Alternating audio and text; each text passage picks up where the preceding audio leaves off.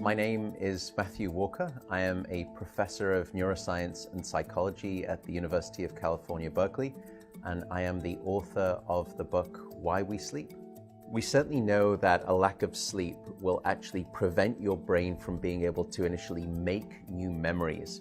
So it's almost as though without sleep, the memory inbox of the brain shuts down and you can't commit new experiences to memory. So those new incoming informational emails are just bounced and you end up feeling as though you're amnesic.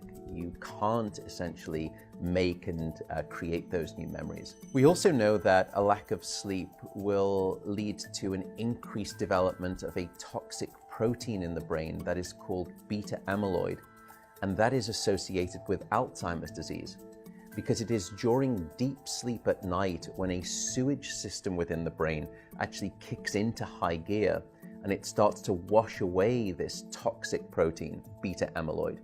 So if you're not getting enough sleep each and every night, more of that Alzheimer's related protein will build up. The more protein that builds up, the greater your risk of going on to develop dementia in later life. What are the effects of sleep deprivation on the body? Well, there are many different effects. Firstly, we know that sleep deprivation affects the reproductive system. We know that men who are sleeping just 5 to 6 hours a night have a level of testosterone which is that of someone 10 years their senior. So a lack of sleep will age you by almost a decade in terms of that aspect of virility and wellness. We also know that a lack of sleep impacts your immune system. So after just one night of 4 to 5 hours of sleep, there is a 70% reduction in critical anti-cancer fighting immune cells called natural killer cells. And that's the reason that we know that short sleep duration predicts your risk for developing numerous forms of cancer. And that list currently includes cancer of the bowel, cancer of the prostate, as well as cancer of the breast. In fact, the link between a lack of sleep and cancer is now so strong that recently the World Health Organization decided to classify any form of nighttime shift work as a probable carcinogen. So in other words, jobs that may induce cancer because of a disruption of your sleep-wake rhythms. We also know that a lack of sleep impacts your cardiovascular system, because it is during deep sleep at night that you receive this most wonderful form of effectively blood pressure medication. Your heart rate drops, your blood pressure goes down. If you're not getting sufficient sleep, you're not getting that reboot of the cardiovascular system. So your blood pressure rises.